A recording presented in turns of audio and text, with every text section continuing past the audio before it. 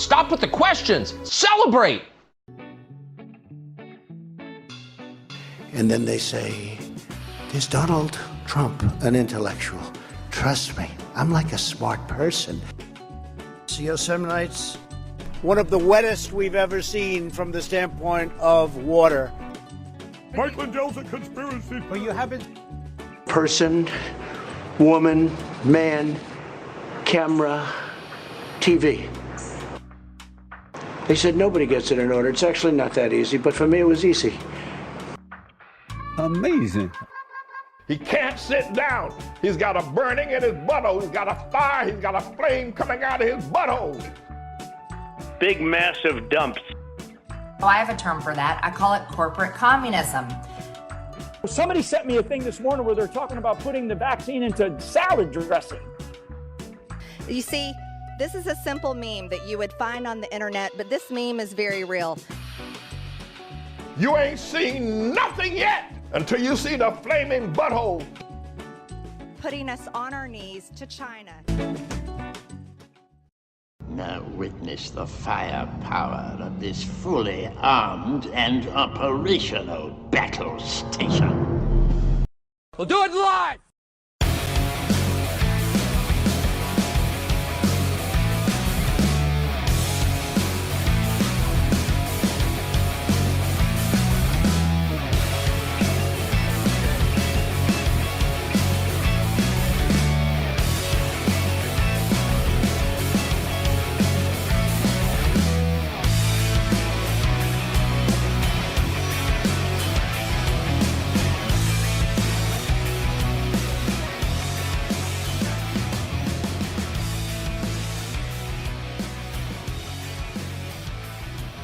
Hey everybody,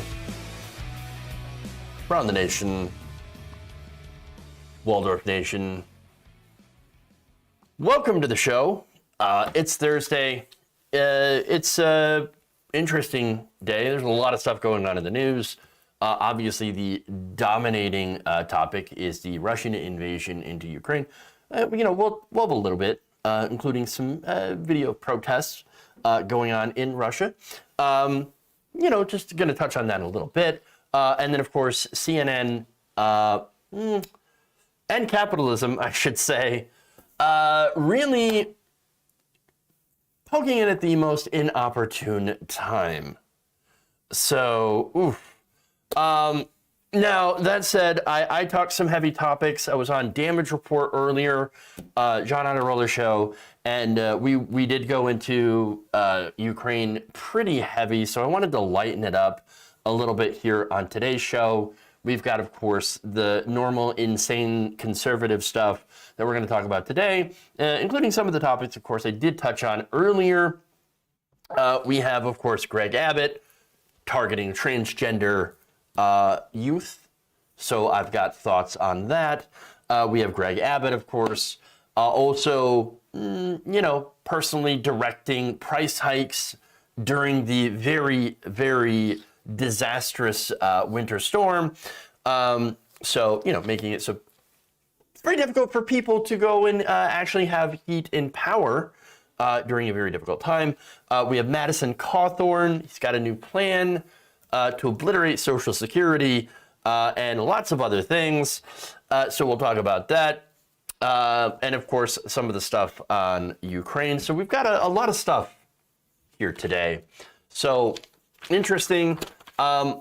Yes, by the way, to, look at some of the comments, to respond to some of the comments that I've been getting, I don't understand why my audio was terrible on today's show. I just had some, apparently I've got leftist audio whenever I use Skype or whatever system that they're using.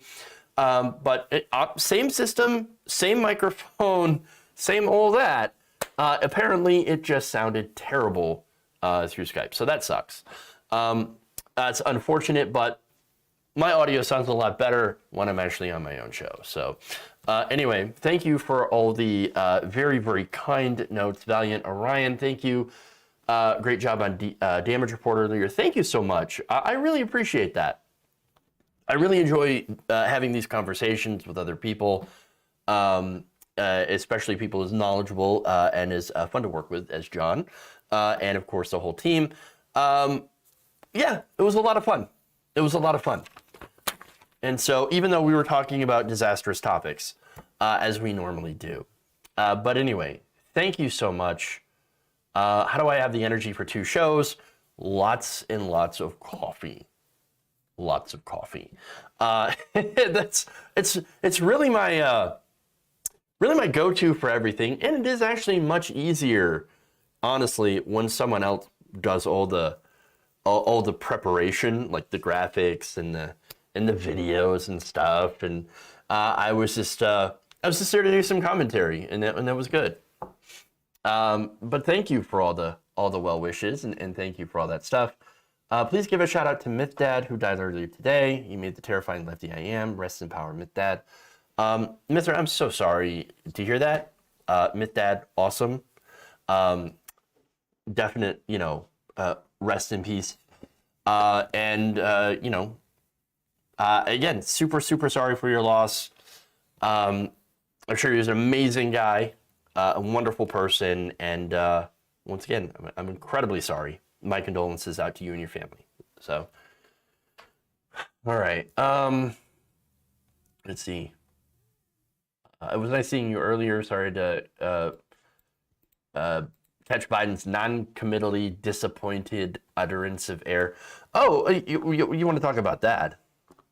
Disappointed!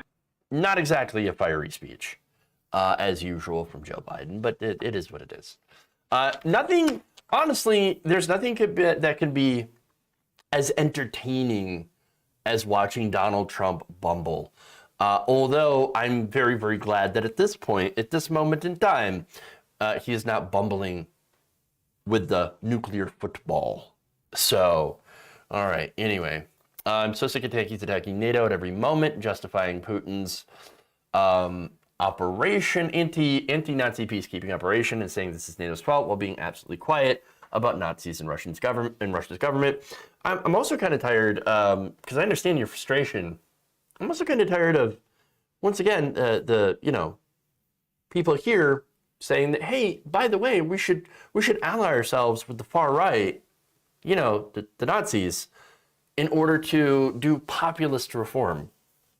It's kind of a strange thing. Like, we are so anti-Nazi when it comes to the people over in Ukraine. Of which, yes, there are some. Guess what? Nazis are in every country, and it sucks. But like, we're gonna go after them, but we're gonna defend and try to work with our own Nazis here in order to get healthcare. Okay. Fascinating. All right. Nina claims the sanctions would have been worse, but lobbyists and oligarchs severely weakening it to the point that it won't do anything. Well, if they're not going after oil and gas, which of course Europe really does not want oil and gas to be impacted at all, because again, they get a third of their natural gas, I believe, from Russia. They're very, very wary at going after the energy. So, yes. But anyway, let's go in and let's talk about some other stuff here. Russia's military and government is nearly filled with Burma Nazis. Worse what's going on here in the U.S. It's almost as if Nazis, members of the far right, are, attracted to positions of government and law enforcement power. Weird. Very, very strange. Yes, there are members of the far right that go into militaries and positions, as I said, of institutional state power, because they can use that power against the weak. And they usually always end up working against the socialists and the communists and those that are in the far left. Why am I disappointed in Biden's speech? I'm not really disappointed. Just, I don't know. It's just not filled with energy, I guess. That's all. That's really the only criticism here. Okay. Let's move on. It's not even a substantive criticism, by the way. It's just purely, non-substantive. So it's not even, so it doesn't even need to count. But all right. Anyway, let's do some stuff. All right. A U.S. attempt at emulating the Canadian trucker protest is not quite working out as much as they hoped. In fact, earlier on Wednesday, there was a trucker, Bob Bolus, from Scranton, New Jersey, who decided, I am going to recreate the trucker protest. We're going to go to D.C., and we're going to go against the mandates, and we're going to get all these other things. We're going to fight against the government, but actually not really. So, okay, fun. Now, as I said, they were having some problems, right? Now, it turns out some of the truckers that they were waiting for, Bob was waiting for, who promised that they would join the convoy, never showed up. And to make this day worse, he ended up actually having to change out 2 flat tires. Once he got going, he was able to find about 7 other people to join with his convoy to the Capitol. So here already we have numbers, the greatest numbers, massive numbers. We're going to go to the Capitol with our 7 trucks, and we're going to shut down the Beltway. Great. Okay. Now, again, massive numbers, right? So now Bolus is well known to the Scranton community.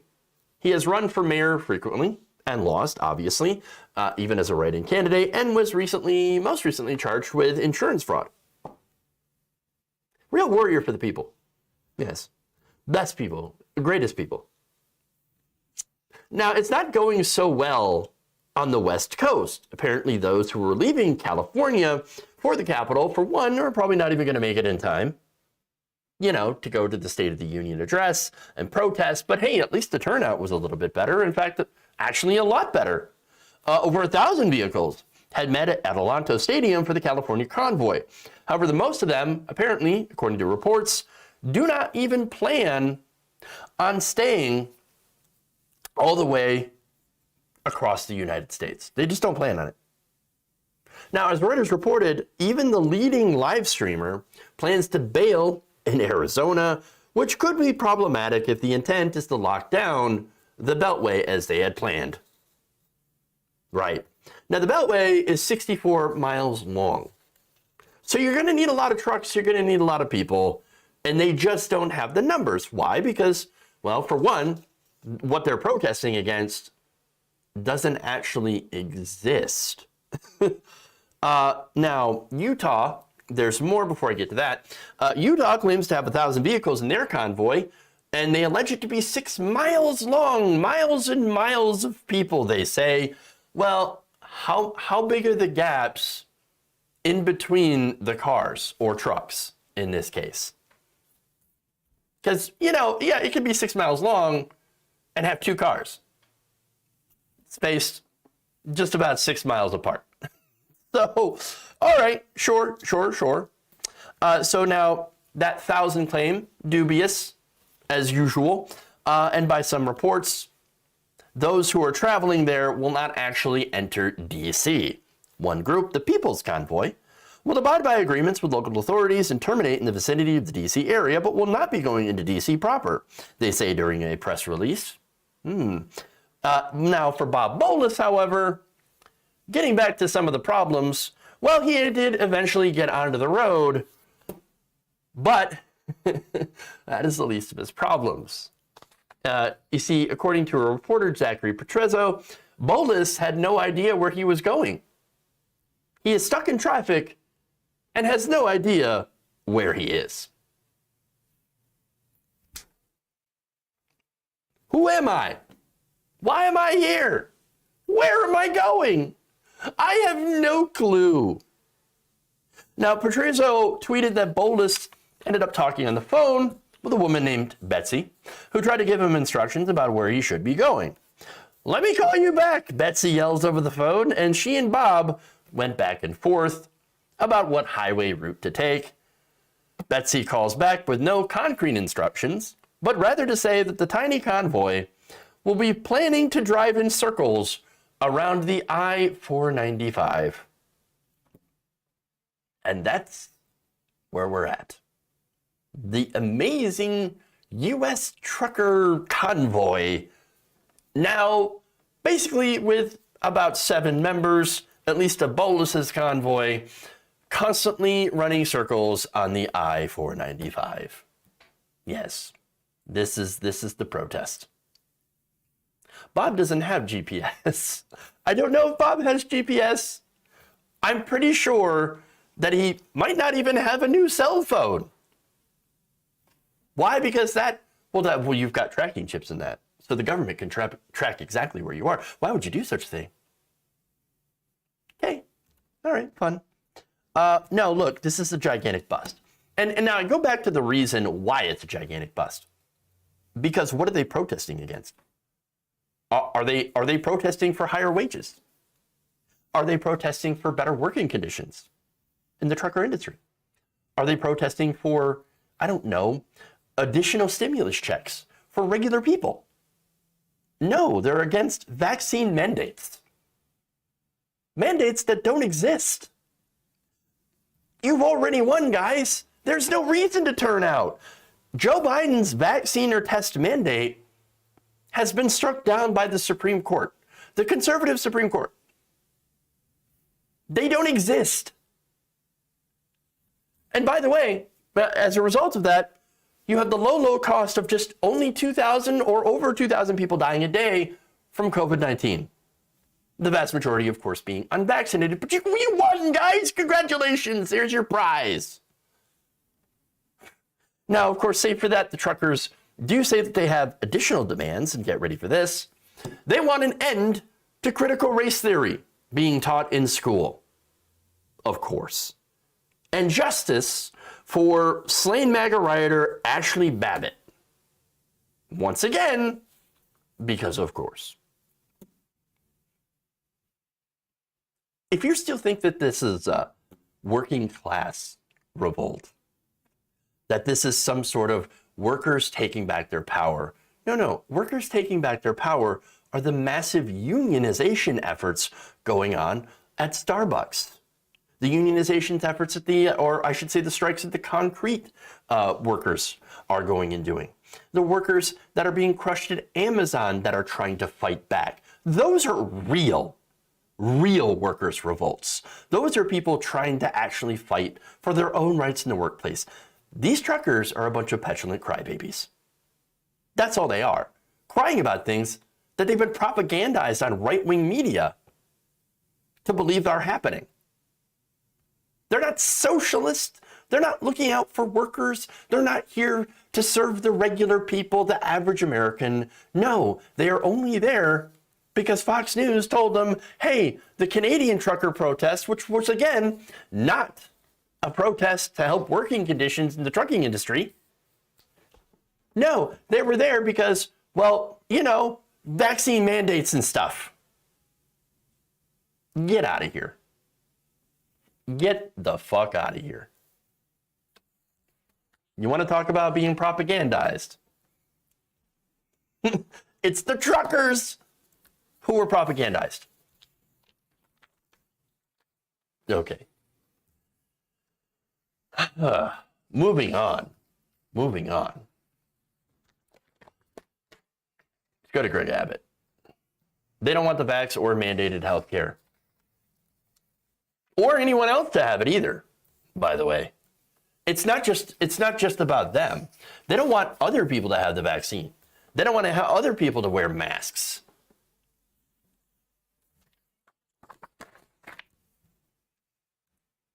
All right.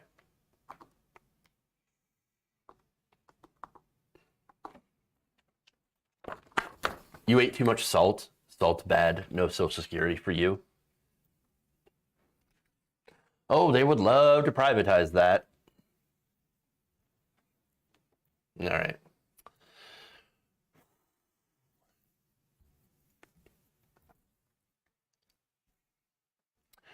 The state of Texas has launched an all-out assault against LGBTQ youth.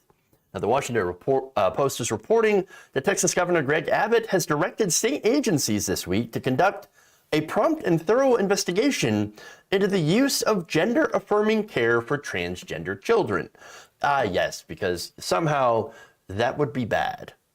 You know, gender-affirming care, like health care, for example.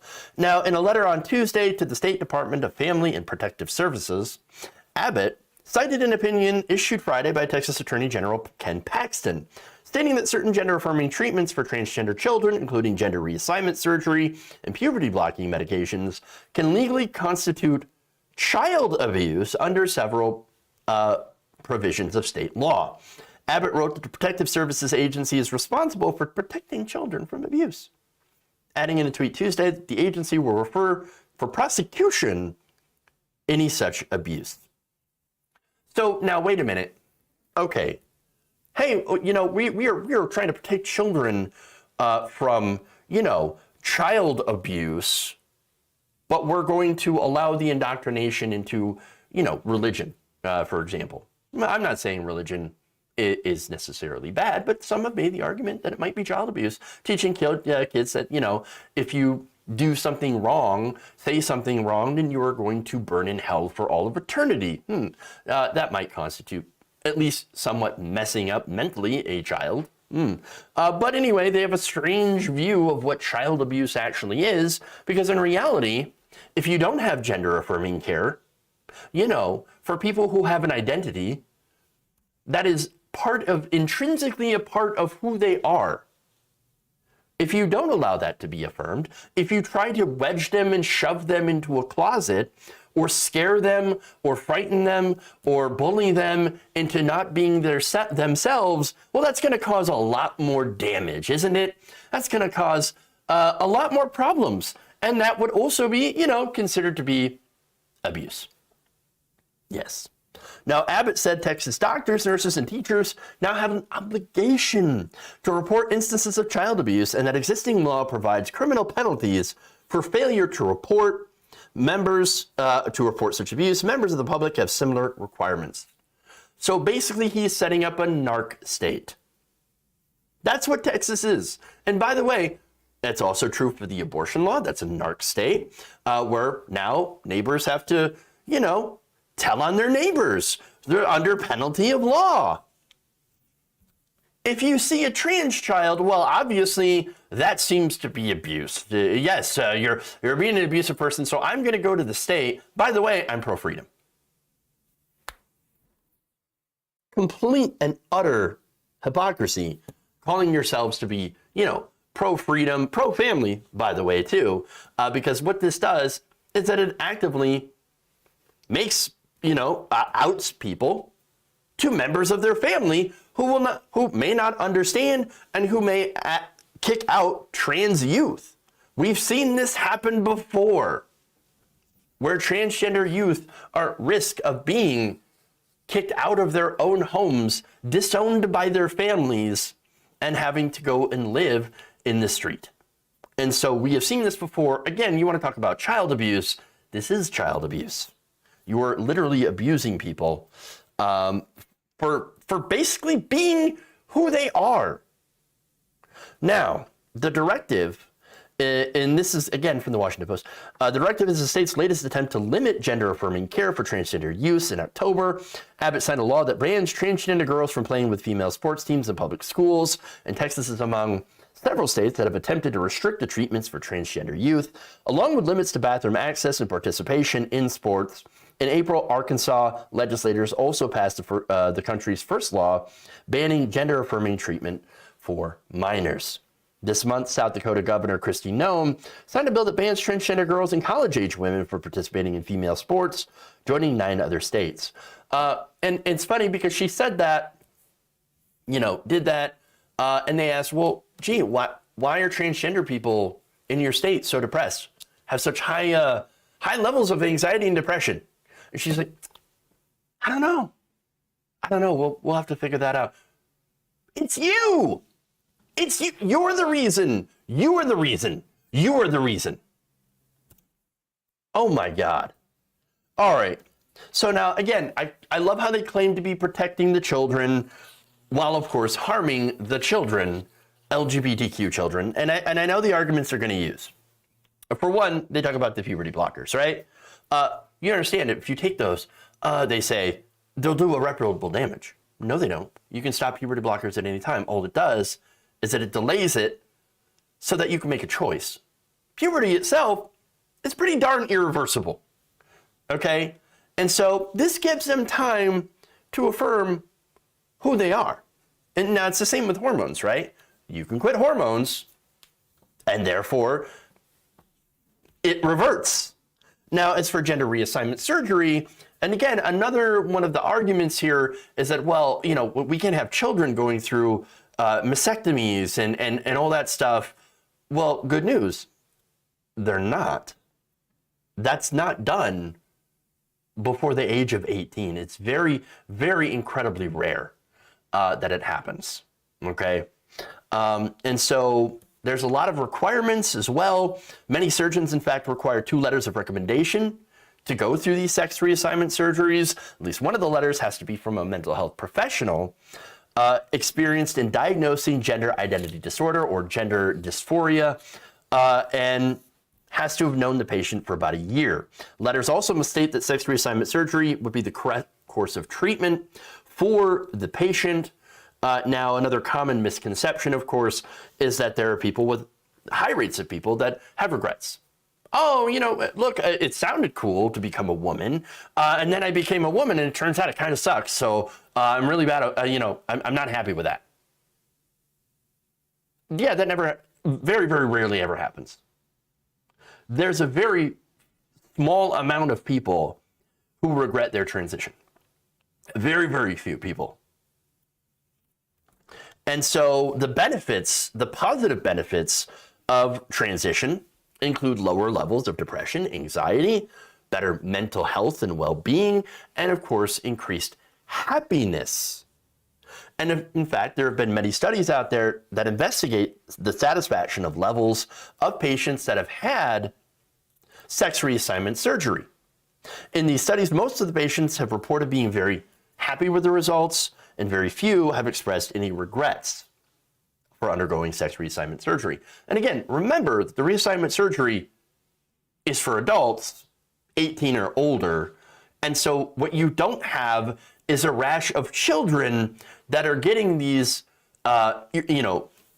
irreversible surgeries and then growing up and regretting it. And so that's just not happening. What they're doing is that they're creating a solution to a problem that doesn't exist. And yes, as some people point out, there are some who only regret it because it didn't change them enough, if that makes any sense, because they still have that dysphoria, you know? And so that's an option as well. And it doesn't mean that necessarily that reassignment surgery was not something that they didn't want. But now, again, the other thing is, of course, and I hear this too from conservative arguments, or just not even conservative arguments, by the way, just anti-trans arguments, because I understand that there are good people who don't understand. They hear some of these misconceptions, they don't quite understand it, and so they have a lot of questions, or they're getting fed misinformation, and so that's why I'm going through this. There are good people, well-intentioned people who just have no understanding of what, transgender really means, or what happens, what people go through. And so that's why we're here. That's why we're talking about this. Look, the idea that this is a fad, that kids are just willy-nilly making these decisions because, hey, it's suddenly cool. No, that's not it. Now, they point out things like, well, there are more younger people that are identifying as part of the LGBTQ community than there was before. Well, maybe that's because society has changed, and by the way, it changed for the better. I mean, that's certainly what I would believe, what I think, because yes, society is a little bit more open, not as open as I'd like, but a little bit more open on these issues. And so more younger people are feeling more emboldened to come out and be honest about who they actually are. They're more comfortable than coming out. I remember when I was a kid, though, it was not a very welcoming environment. You had, F slur this, F slur that. The last thing you want to be is gay, F word, and all that stuff. So it was a very, uncomfortable situation. Now younger people, they feel a lot more comfortable because they're a society that's more accepting. And that's a good thing. But again, what you have here are certain people who don't want these people to be accepted into society. Their own life choices, again, these are the supposedly people who believe in freedom and self-determination that have made the determination that you cannot be yourself. You cannot identify or act as how you feel inside in an outward way. And so that's the problem. And look, bullying is pretty bad, especially for transgender youth. Kids, of course, have always bullied each other, sometimes over the stupidest things. I've been bullied before. It happens. I've bullied other people before. Yes, I regret that. I feel bad about that. Kids do stupid things and kind of can be jerks. But, and of course, the point of that is when you're going through so much stuff as a kid, the whole growing up thing, coming to age thing, and all that stuff. Well, I mean, you add in gender dysphoria, well, that's an additional layer of difficulty that people have to go in. I mean, and nobody chooses that. Nobody goes in and faces all the issues they're already facing and says, oh yeah, by the way, in addition to all the stuff that I'm going through, I'm also like a girl, just because I feel like it. No, it's not a choice. Being LGBTQ is not a choice. And it's, by the way, it's also not forcing them by their parents or society or the gay agenda. This is not what's going on. But what it is, this entire thing, this pushback against the transgender youth is just an attempt by Texas Republicans and Republicans in other states to gin up a culture war issue. Now, culture war, look, and I'm not saying like culture war is in, oh, this is not an important thing, we should ignore it, blah, blah, blah, culture war. No, this is a very important thing. This is an issue that impacts people's livelihoods, because trans people can be fired for being trans and not be able to get a job. They cannot, in many places, cannot get houses, cannot rent, and are discriminated against in many different ways. And so that's how the culture war has an impact. And that's why it's important that we fight against the culture war, that we fight against those who are going to war against members of the LGBTQ plus community. Now, look, as far as Greg Abbott is concerned, look, yes, it is life and death. Greg Abbott is concerned not so much about the children. No, he's concerned about his campaign. And has decided that once again, he's going to target the most vulnerable people in order to take the attention off of his failures to do anything positive for the people of Texas. And so understand that for what it is.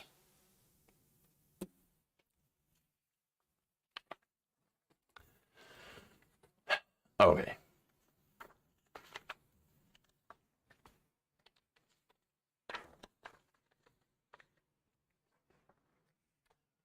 We're not done with Greg Abbott, by the way.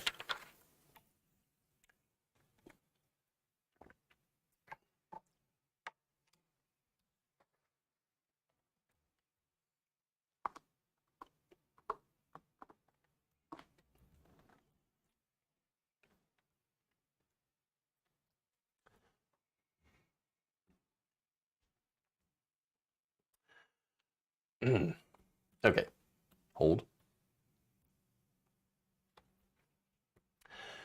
It appears that Greg Abbott might be personally to blame for some of the massive price gouging that happened during the deadly Texas ice storms. Now, this is according to Bill Magnus, who was the former CEO of the Electric Reliability Council for Texas, or ERCOT.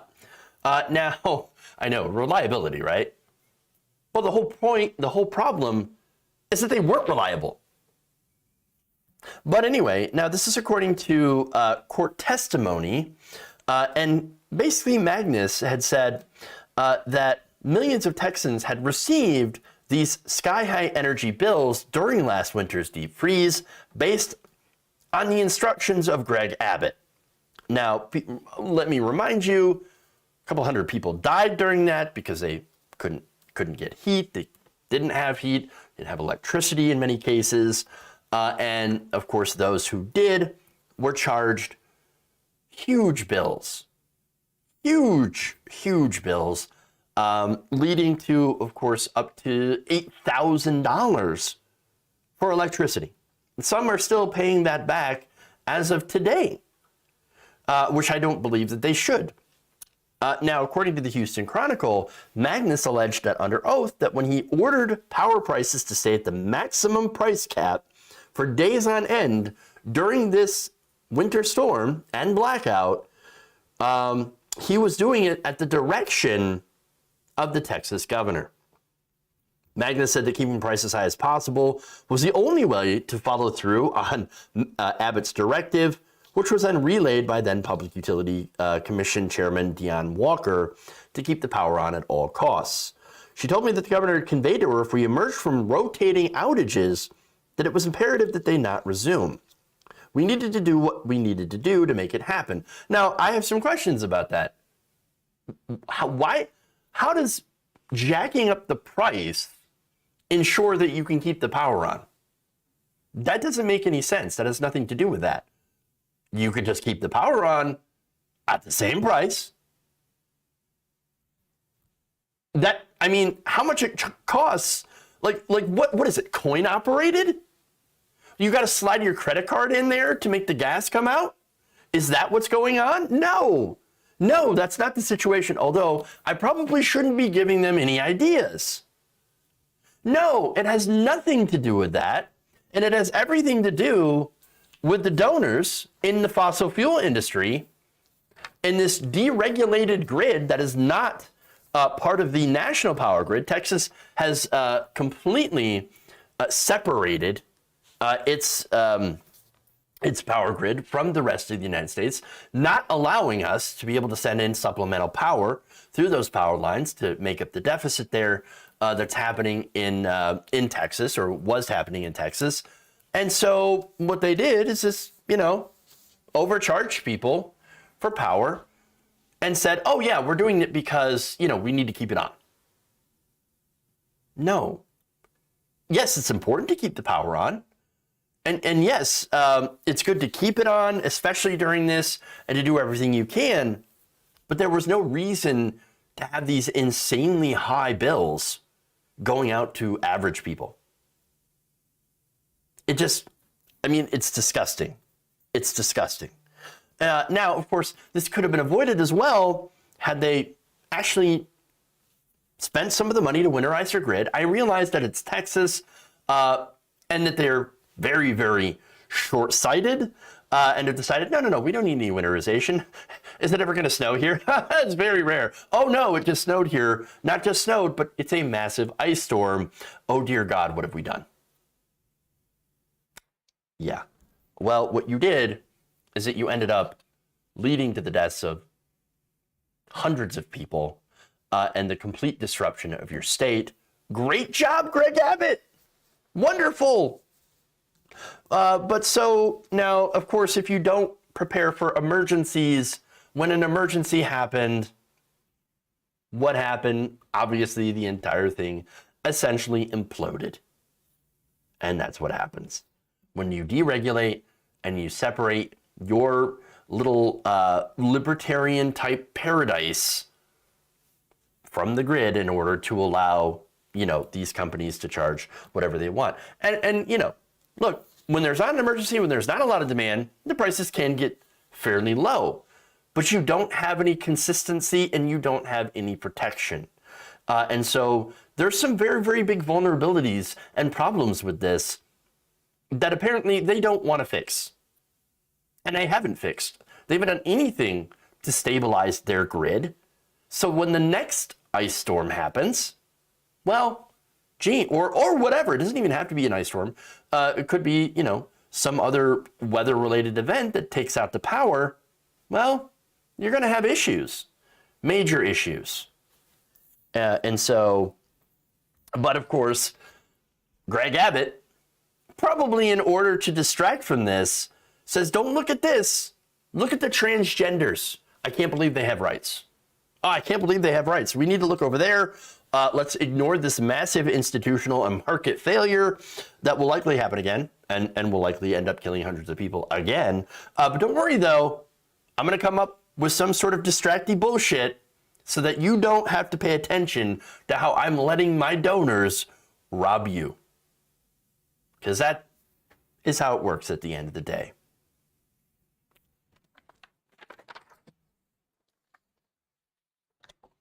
Speaking of people that want to rob you.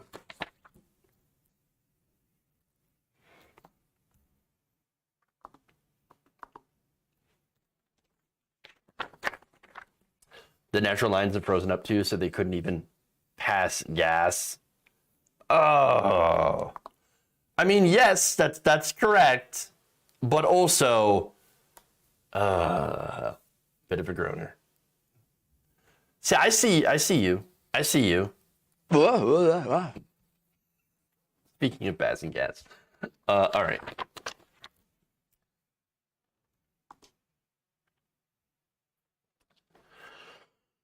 Ooh. All right.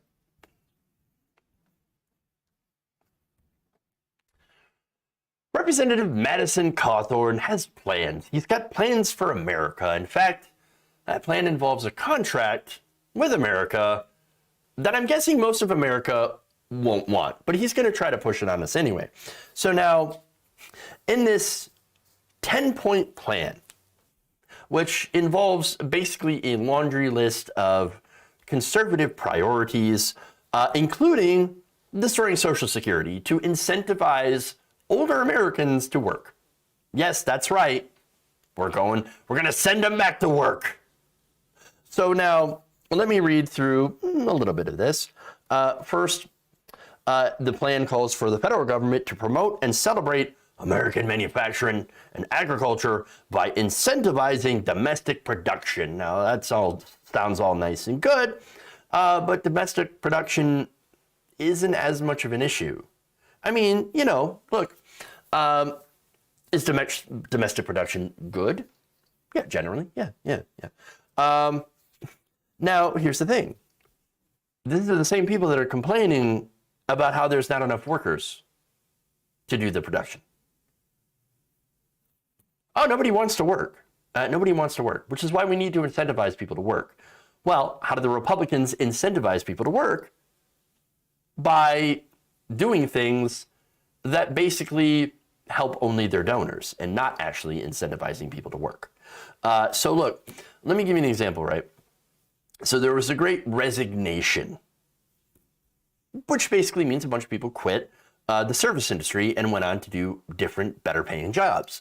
Because look, during the pandemic, a lot of people who are older, they ended up retiring because of all the shutdowns, or, it was this time.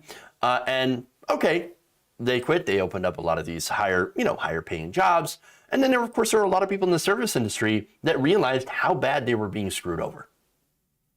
And so how low of pay that they were getting, how much their bosses didn't actually give a goddamn about them because they had to deal with this pandemic. They had to deal with unruly customers who did not appreciate them.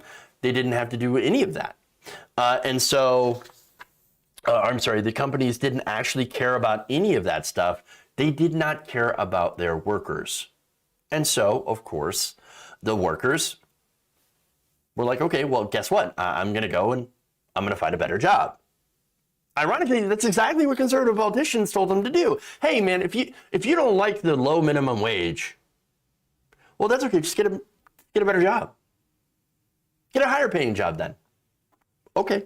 All right. Nobody wants to work anymore. Why doesn't nobody want to make my hamburger? Why does nobody want to make my shakes and my fries? Why does nobody want me to, yell in their face for forgetting their pickle? Okay? No, nobody wants to deal with that. Nobody ever wanted to deal with that. Nobody ever wants to be in this restaurant getting yelled at by somebody for being asked to put on a mask. So they left those jobs. Now, but again, the right is like, how dare you leave those jobs? Now we don't have anybody to hire. And so now the replacement, I guess, is that they're trying to figure out how can we get other people to do these jobs? Because we're not going to raise wages. That's not going to happen. Of course not. Are you kidding me? No. We're going to try to institute child labor, let 14-year-olds now work at McDonald's, or, we're going to get rid of Social Security or cut it and then make it so that old people or disabled people will now be working at fast food.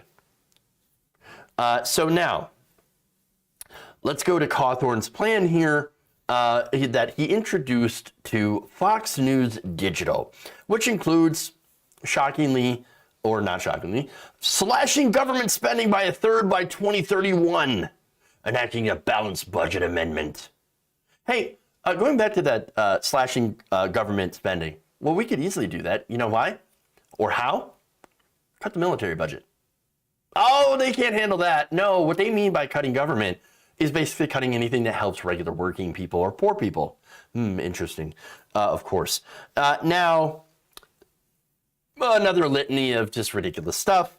Banning federal funding for critical race theory, making English the official language of the United States. Yes, somehow that's going to be part of the new contract with America to somehow make America better if we make it English the official language. It makes no difference here. Enacting school choice, so basically giving more money to these private schools, charter schools, things like that. Again, that it would include religious private schools. Cawthorn's contract also calls for legislation to impose term limits. I'm not exactly as opposed to that one, but of course, do any of these people actually really would have term limits? I'm thinking that that's a gimmick. I don't know. I just get this feeling that any politician that's like, hey, let's do term limits. You're going to do a term limit on yourself? Or are you going to find some weirdo way to grandfather yourself in? Hey, term limits for me, or not for me, but for thee. Nope. Okay. Now, they would also, of course, pay for a study on decades of failed governance at urban centers. So, wait. So, you're going to pay for a study to have a study on how government has failed at the city level, while complaining, of course, and generally looking at this from a financial perspective, this is what they look at. I can't believe you're spending so much money. You're so fiscally irresponsible, city. But we're going to spend a bunch of money to study while you're such a failure at spending money responsibly. It doesn't make any sense to me. They would also ban federal funding for cities that defund the police or provide sanctuary to undocumented immigrants. Again, this is the same conservative playbook. Other provisions include abolishing the 1934 National Firearms Act that taxes guns, finishing former President Trump's border wall, again, gigantic waste of money, and breaking up big tech monopolies. If they would actually break up monopolies, I would be in favor of it. But once again, conservatives, they would never break up a monopoly. I don't think they believe in it. And then, of course, they would demand that China compensate the United States for COVID-19.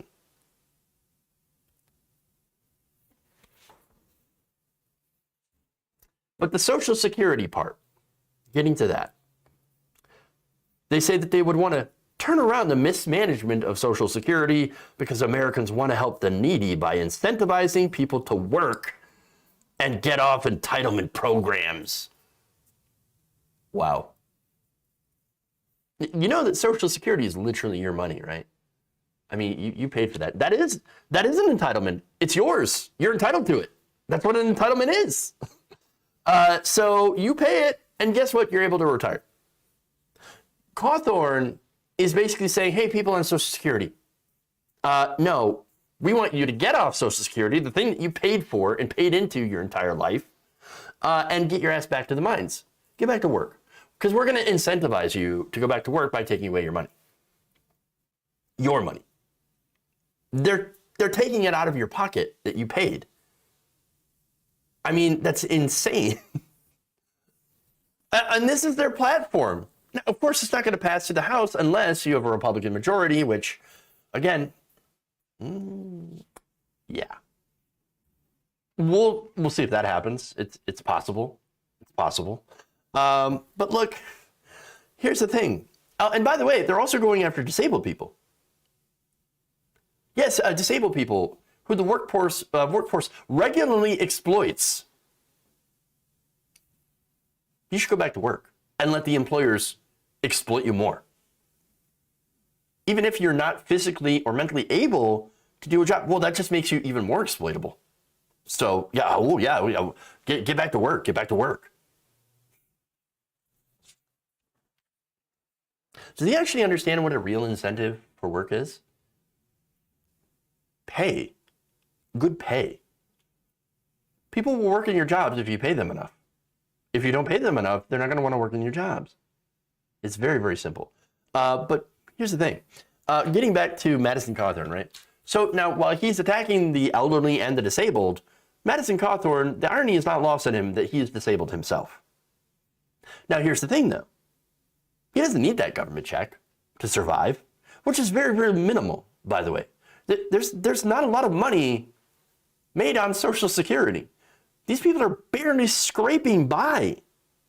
But because he is a congressman and gets a very comfy, cushy government check, well, I mean, he's fine. So he doesn't need that government paycheck because he gets a government paycheck. Wait, what? Right. Now, look, the vast majority of people that are going to be harmed by this are the people who live in poverty and depend on these government benefits because they're not able to work. They have disabilities, or they're retired, they're elderly people, and in some cases, by the way, also do work already. They just don't make enough, don't make a lot. And so all this is just a gigantic laundry list of what the donors who pay Madison Cawthorn actually want. Cawthorn doesn't care about any of this, doesn't care about you. He's already safe, he's got his money, and he's got his power, and that's it. And as long as he keeps serving his donors, well, that's not going to change. So, there you are.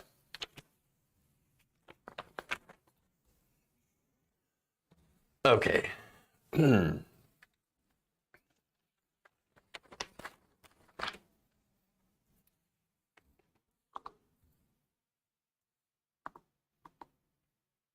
Nope, that's not it. Here we go.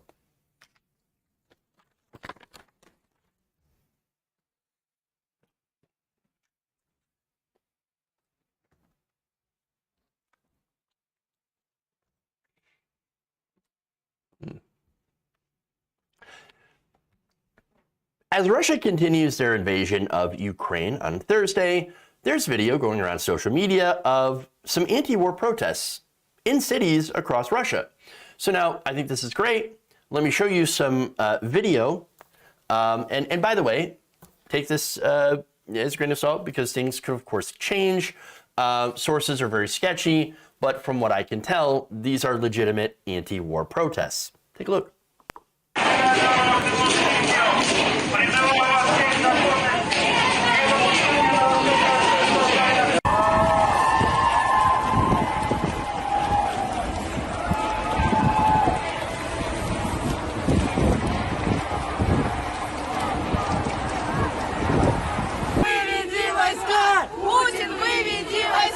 Путин, выведи войска! Путин, выведи войска! Путин, выведи войска!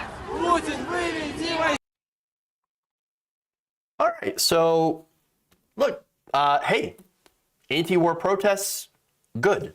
Yeah, I don't know about you, but I'm pretty anti another country invading another country. So I think that's good.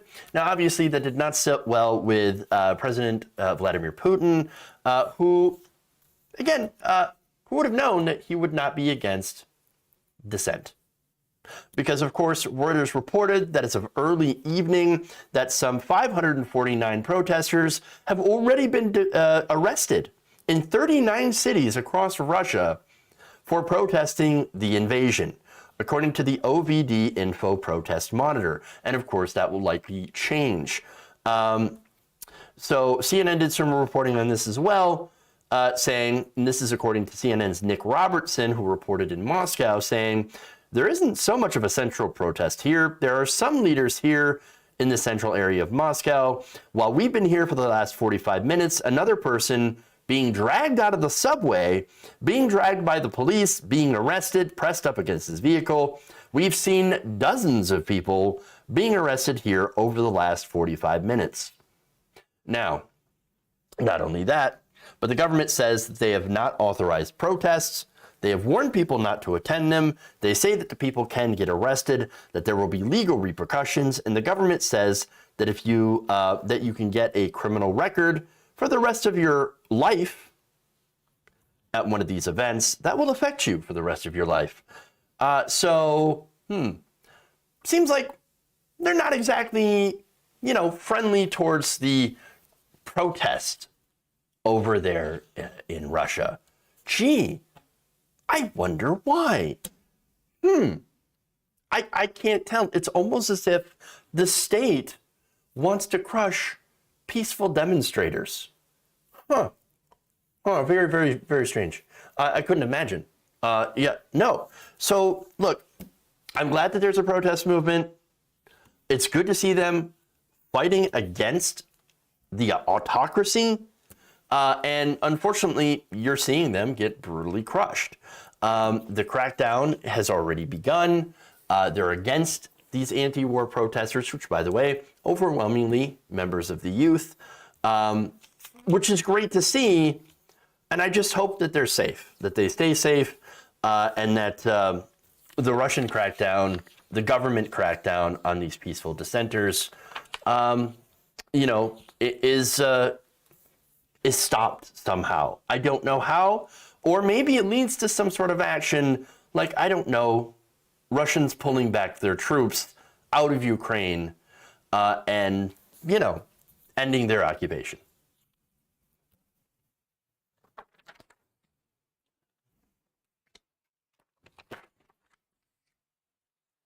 All right.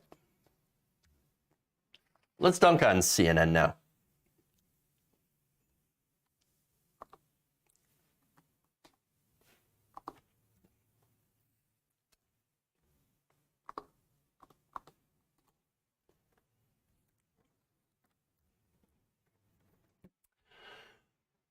CNN is getting roasted for the unfortunate timing of a commercial break during the invasion of Ukraine. So now let me show you the video here. I want to read some of the reactions, and here we go.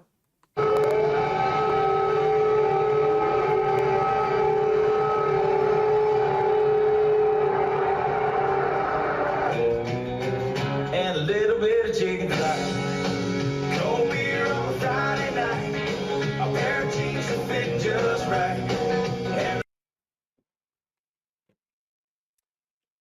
Complete with twerking cowboy. Yeah. Yep. So there we go. Because nothing says war like a capitalist commercial. Look, I understand they got advertisers, but could you kind of hold off on that just a little bit, because there's people that are dying, that, there are explosions that are happening, but no, we need a twerking cowboy. Because of course, right? Corporate media. Good Lord. So now, obviously, the response here was not This was viewed over 5 million times. And so now, let me read you some of the responses here. Carlos says, oh, it turns out the Super Bowl ad inventory was sold out, so Applebee's settled for World War III. Of course. Another person says, live footage of airstrikes happening in Ukraine. CNN brought to you by Applebee's. Yes. This is beyond embarrassing at CNN. Okay. Now, war sponsored by Applebee's. A lot of comments on that. Another person says, this is a very special episode of the Russians invading Ukraine has been brought to you by Applebee's. I wonder if there's an Applebee's in Ukraine, says another. Endless appetizers might actually change Putin's mind. We could only hope. And another person noted, the farmer twerking in the Applebee's commercial was just, I didn't think it could actually get worse, but then it did. Indeed. Indeed. Finally, and this is a great post here, capitalism won't even stop for war. Well, what do you think boosts capitalism or sustains it? War. It's not normal to see Applebee's advertisements next to war coverage. Well, to be fair, you might not have watched enough war coverage. Because again, that is capitalism. It is war. War is capitalism, and is boosted by it, supported by it. And so we're going to see much more of this going forward.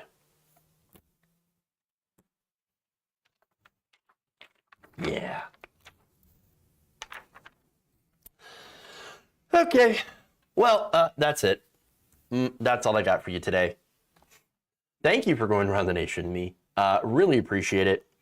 You know, we'll have probably more doom tomorrow as normal. Yes, war is great for the economy. Unfortunately, it's great for a war economy.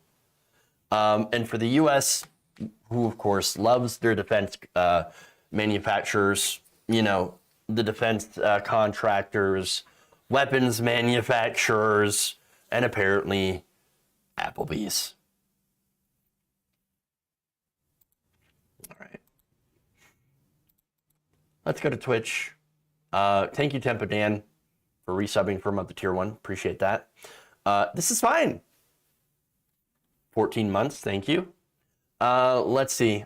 Hunger Games 1989 gifted a tier 1 sub. Bloom 85. Thank you. Thank you for bestowing our mod, which I actually should have done. So my bad. You know what? I'm going to start trying to regularly make sure to gift you a sub to our mod. Sorry about that. Y'all should have probably yelled at me for that, for not doing that, but I'm going to do that in the future. So think about it. Another day, another disaster. True. Let's see. Let's go to any new super chats here. Yeah, I'm not going to ban somebody who disagrees with me unless they're like spamming ridiculous stuff or engaging in like super hateful behavior. If you don't want to listen to that person, there is that feature where you can ignore them essentially. Let's see. Trump was working with Putin before he got elected. He had business dealings there. He praises him. Trump just also loves autocrats. It's super weird because he wants to be an autocrat. Like, he just loves it. Just absolutely loves it. All right. So, that said, the raid into Twitch here, or we'll do a Twitch raid into, let's see. Yeah, let's go into reactions with the very talented Ray Vanna. So we'll do that. Thank you, everybody.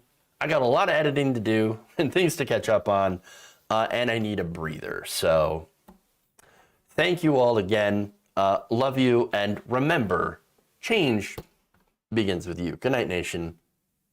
We'll see you all tomorrow, if we're still here.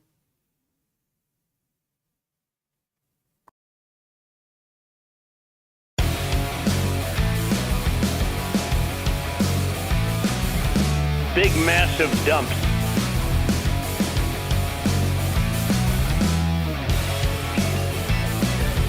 perfectly square.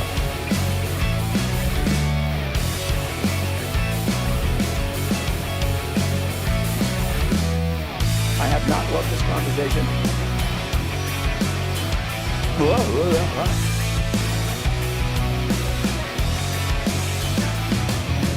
They want to make me drink Starbucks every day from now until forever.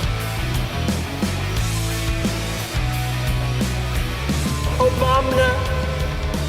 Sexual anarchy. They're kicking me out the door. They're kicking me out the door.